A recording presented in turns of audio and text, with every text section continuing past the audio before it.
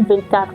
Chers amis internautes, c'est un plaisir de vous retrouver pour partager avec vous les informations sur Mourides TV. Bienvenue à vous.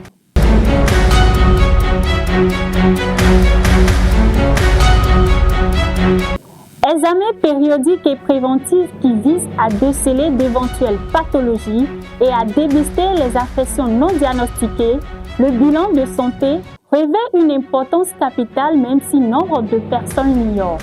Avec Dr Hébert Dossouyovo, vous aurez plus de précisions en début d'édition. Au regard de l'évolution du monde et des relations, l'adolescente doit-elle informer ses parents quand elle a un copain? Vous suivez dans ce journal ce qu'en pensent les personnes rencontrées. Et puis, en fin d'édition, il sera question avec Bokono Aklassou des conséquences et des mesures à prendre du côté de la tradition en ce qui concerne une femme qui a avorté ou qui a perdu une grossesse gémellaire.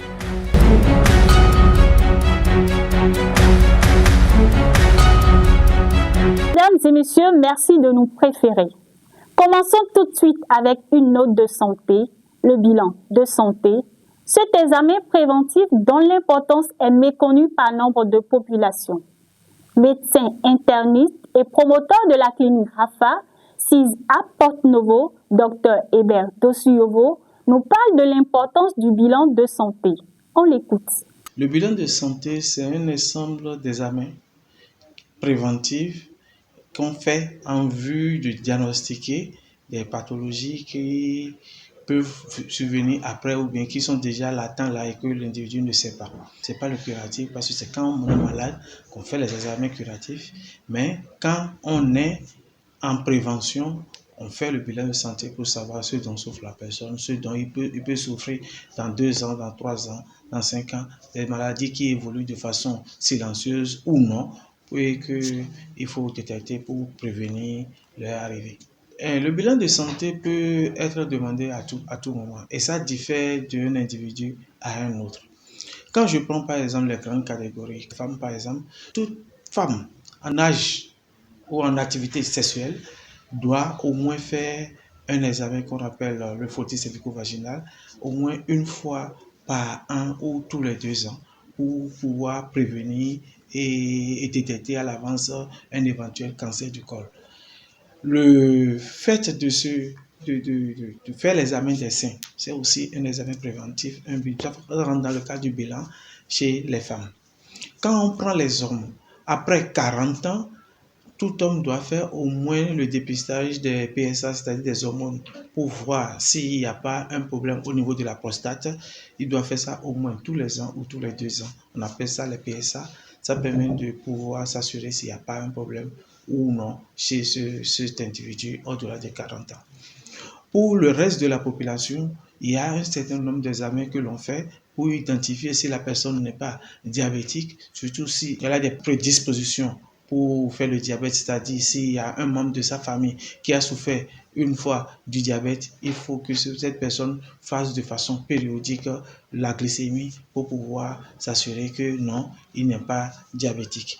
Il y a aussi les examens qu'on parle du bilan HTA, c'est-à-dire que si la personne a déjà aussi dans sa famille des gens qui ont souffert de la tension artérielle, il faut faire certains examens pour s'assurer que nous-mêmes, on n'est pas en train d'avoir cette tension et par le biais des bilans, voir ce qui va ou ce qui ne va pas. Ça passe par le bilan lipidique et le cholestérol qu'il faut demander. Le bilan aussi passe par le foie, qu'il faut s'assurer qu'il n'y a pas un problème au niveau hépatique. Donc, ça passe par les prélèvements sanguins qui permettent de voir si le foie fonctionne bien, s'il n'y a pas une hépatite ou B ou C et s'il n'y a pas d'autres pathologies au niveau des organes du foie. Donc, en résumé, le bilan de santé peut être demandé à tout le monde. Et de façon spécifique maintenant, aux femmes enceintes, aux femmes en activité sexuelle, il y a certains qu'on leur donne. Aux hommes qui sont au-delà de 40 ans, il y a d'autres aussi qu'on leur demande.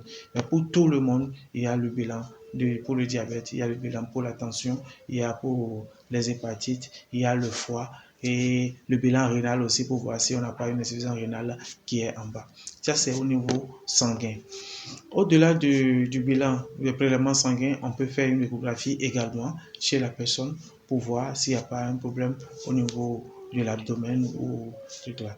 Il y a d'autres types de bilans que l'on demande, mais cela n'est pas forcément un bilan de santé, mais ça oriente un peu pour voir s'il faut, en fonction de l'interrogatoire que la personne vient et dit, s'il ne faut pas demander ces bilans pour savoir s'il n'y a pas ces pathologies-là. J'ai parlé de plusieurs organes tout à l'heure pour faire le bilan de santé, c'est-à-dire on va voir s'il n'y a pas, il y a le foie, il y a les reins, il y a l'anémie, il y a les infections, il y a les urines, il y a tout ça.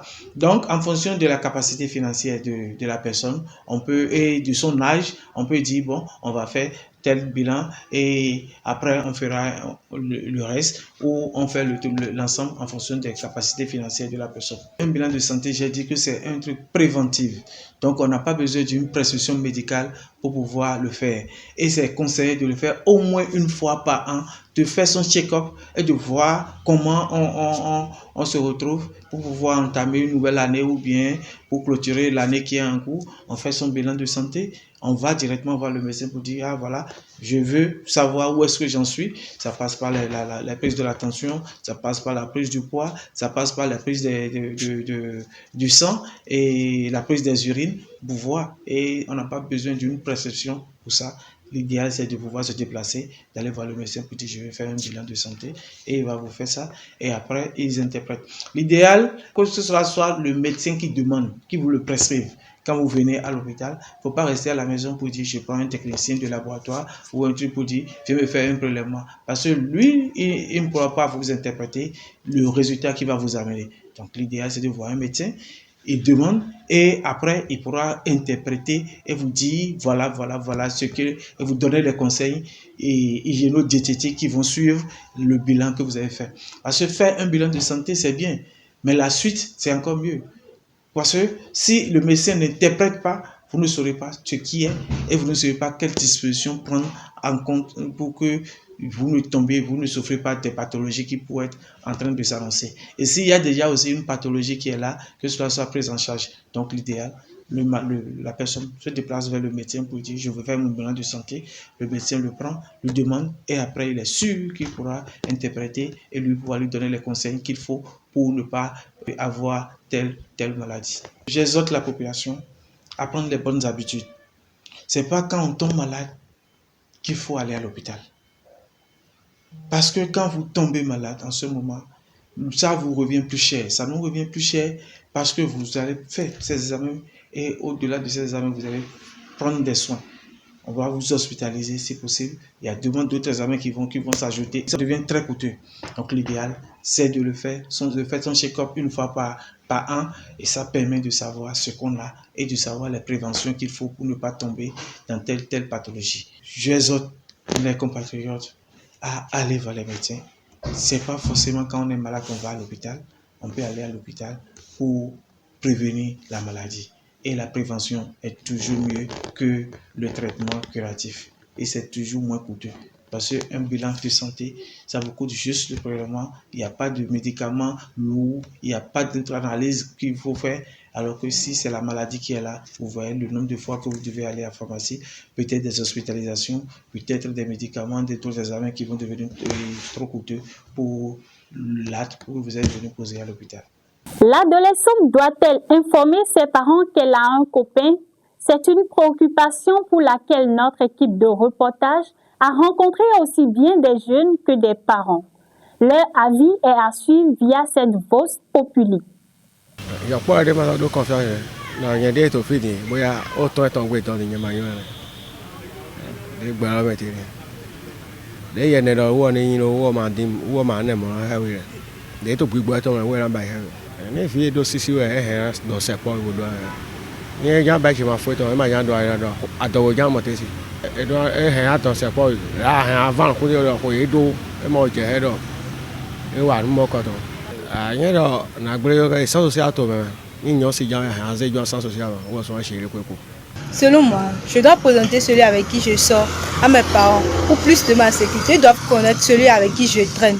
pour ma sécurité. Là, si quelque chose arrive, il doit savoir que c'est avec lui que je traîne.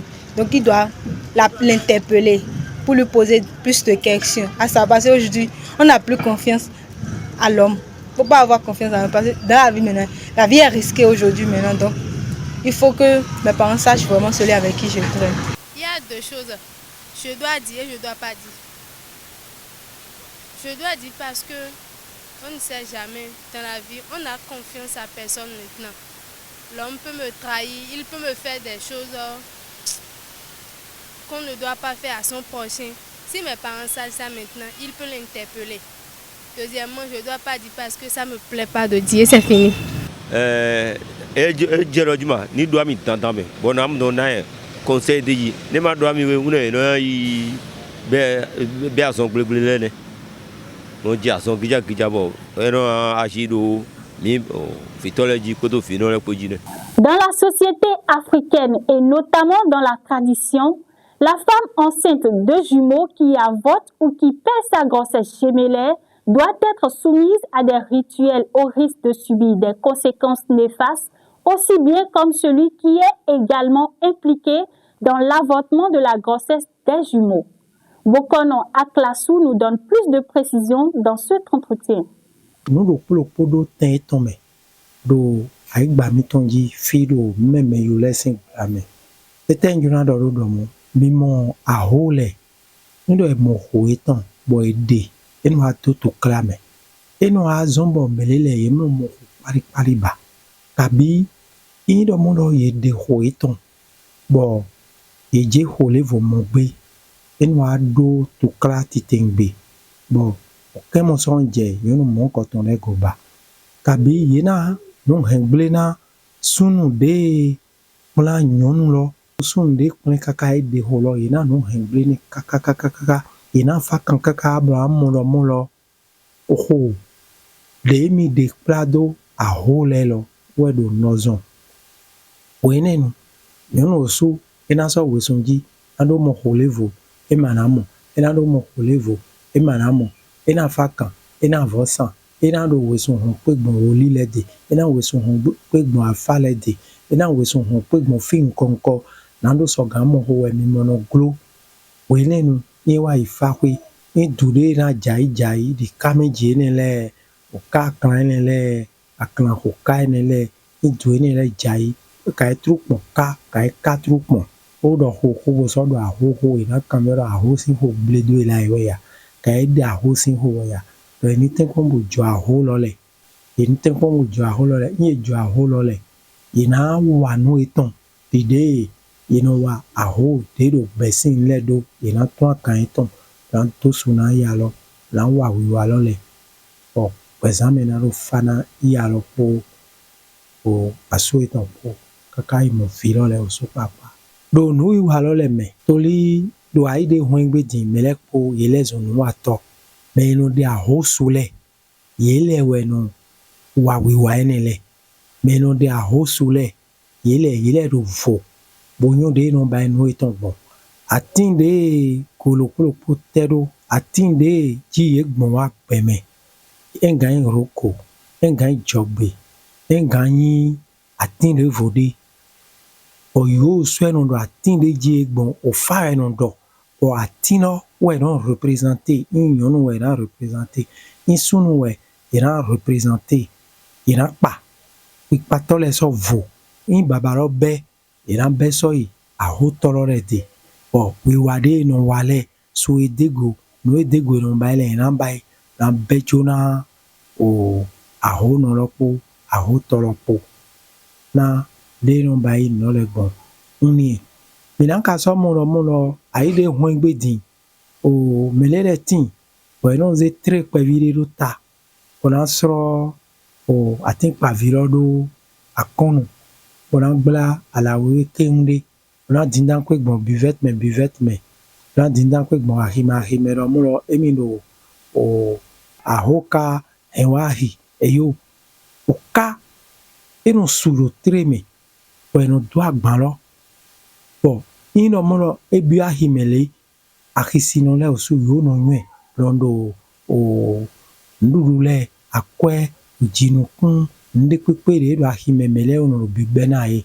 Wa so no ho agbam no hodo agbam lo me na e bo. Agbam no go utu mi no aho kam no yahi no go do agba. Amo mele voletin. Ye ma nyi lono. Bokano din atinle on zisro gome. On de do ahime na no so gano idinu. Ye non tronku tom no wa ogbono fi. Ye non tronku tom no yi. Wida si an hile membo eno ndo no ejo ele ba ene masogbe po wi wa lo le po o a hosin zoom a hosin afo hengle we yin le we ro ti dote no ene le manyon me bi ba ele a ho lo le no ato to kla iro no kon imele ji a ho ni tenpon bo desu de hen no de ini to a ho kan bo basido de iron basido na no kon inotin toli a ho le ye ba yi o no me sende le poka ba vide le bonyon ye wa hole no hendo no bodon wa uso ai no wa lo ajra hendo uso ai no wa lo ado no de ye mi ton bi ba ko baba mi ton pe mayon we baba bi ba ko ya pe mayon kabi hen lo me no di ro tin ye ni do alote ye nga wa ona wa do sen do mo lo mais il y a d'autres mi do alote na ma so wa bablo. Donc dans ce cas et nous d'azekmo bran hewa kwegbe but différence de tin kwegbe yo de tin kwegbe a hole do ni jirado o no jirano ene le do ropo kabi to clare tin kabi o vipo o baba ko ma hiha kabi vipo ya ko ma hiha kai ya ko o aso ko ma hiha yo jirano ene le do ropo ko don fa. Ainsi s'achève ce journal que je vous remercie d'avoir suivi. Passez un bon début de week-end avec les programmes de Morit TV à travers nos divers canaux de diffusion.